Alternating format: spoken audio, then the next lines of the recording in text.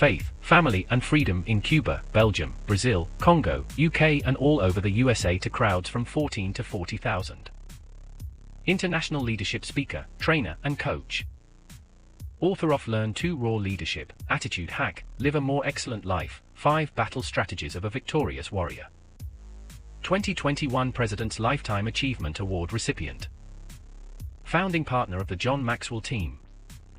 Toastmaster International Speech Competition semi-finalist. Founder of Tell It Like It Is TV, ThatGuyRocks.com and ThatGuySpeaks.com. Creator of Story Power TV, Transforming Grace TV, and Leading Leaders Podcast. Producer of 4 TV programs and podcasts for Liftable TV and World Trumpet Television as well as multiple social media channels. Please help me welcome J Loren Norris. There was a news report one time that the phrase that became stuck in the world was, "Oh, the humanity!" And I think it was the news report that was live when the Hindenburg crashed and fell out of the sky. All of this beautiful technology put together in one place, lifted up into the air with helium and hydrogen and flame. And wow, that was a bad idea. It exploded, fell out of the sky, killed a bunch of people on the ground, people in the Hindenburg, the whole thing. It was a big disaster. And I remember the news report. I'm pretty sure this is where it came from, where the guy verbalizing the news report as he was watching it happen yelled, "Ah, the humanity!" And I wonder if you've ever worked in that place under a leader who completely lost sight of the humanity of the people they work for. In fact, it's the reason we have labor unions today, because there were a whole lot of leaders at the turn of the century who realized they could be more productive, more efficient, if they forgot about the humanity of the people they lead. That's what I want to talk about today on Leading Leaders.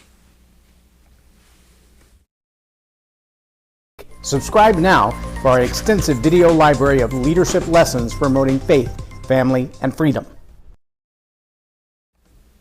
I'm J Loren Norris with Leading Leaders Podcast, and I want you to understand that when I talk about the humanity, I mean like the real life flesh and bone, the emotions, the thoughts, what someone call the soul of man, that triune part of man, the mind, the will, and the emotions. See, those things are unique to humans.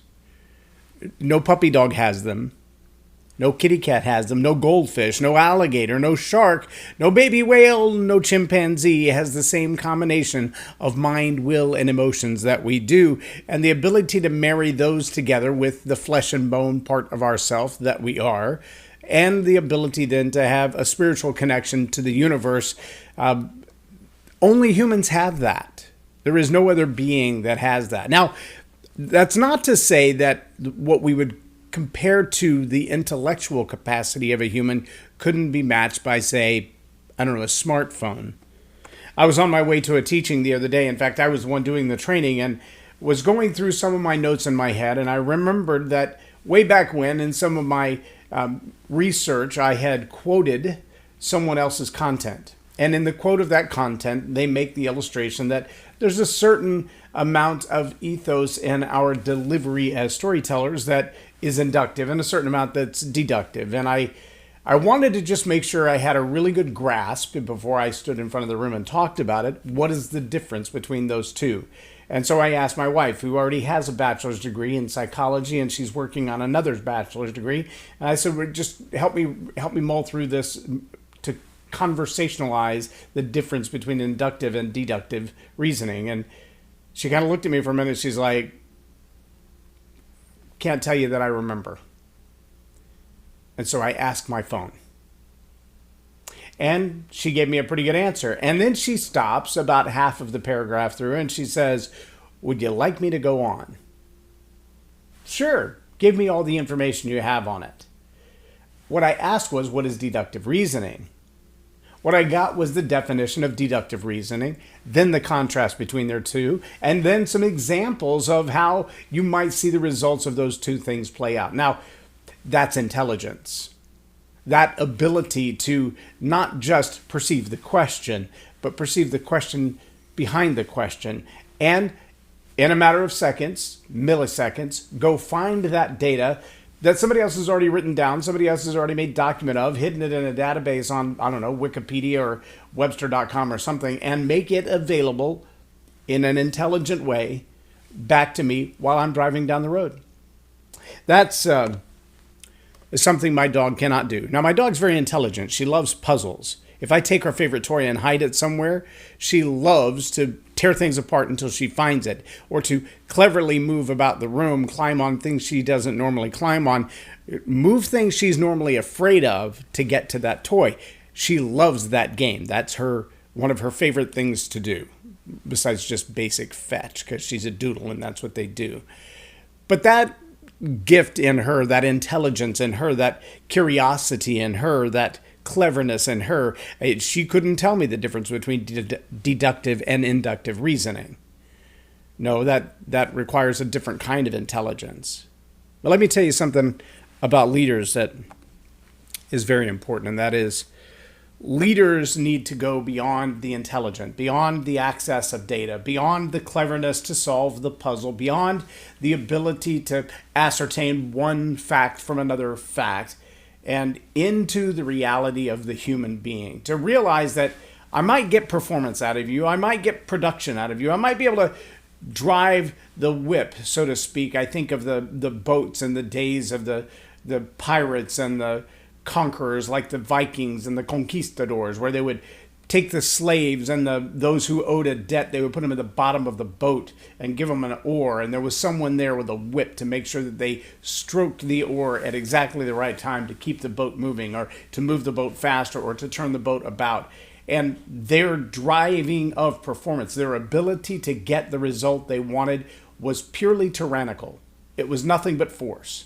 Now, there's a barrier somewhere where that line is crossed, where we move from the idea that we're going to work together in unison to you will do this or there will be severe consequences. And that line is usually that transition from persuasion to coercion, between persuasion and force. That at one point it's buy-in to the idea that together we will accomplish that, and another that you will do this or else. If you've ever watched any movies about the mob or the mafia, you've seen similar ideas to that. At one point, it seems like a good idea. We're synergistically working along. At another point, you will do this or you and your family will regret it, perhaps forever. To see, the leader has in their heart and in their mind the ability to comprehend that I'm not dealing with an intelligent puppy. I'm not dealing with a digital device that has intelligence and the ability to parse through billions of bytes of data and find what I'm looking for and give it back to me quickly. I'm talking about a human being with a soul, with emotions, one that comes with a past, one that has feelings, one that has family, that has emotional, psychological, and spiritual tentacles beyond the entity that I'm dealing with right now.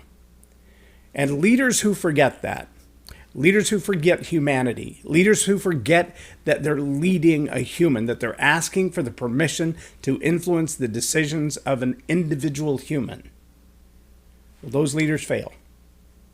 Leaders who forget that fail. So my challenge to you today is, as a good leader, be a better leader by remembering the humanity. I'm not telling you how many limbs they have to be human. I'm not telling you what kind of lifestyle choices they've made that make them human. I'm not telling you whether you agree with their ideologies or not. That decides whether they're human. I'm telling you, if they're human, they have the individual rights and responsibilities that are due to a human. In my opinion, created in the image of God. And as a leader, you need to respect that and know the difference between your iPhone and your Labradoodle. I'm J Loren Norris with Leading Leaders Podcast for Tell It Like It Is TV. Have a blessed day.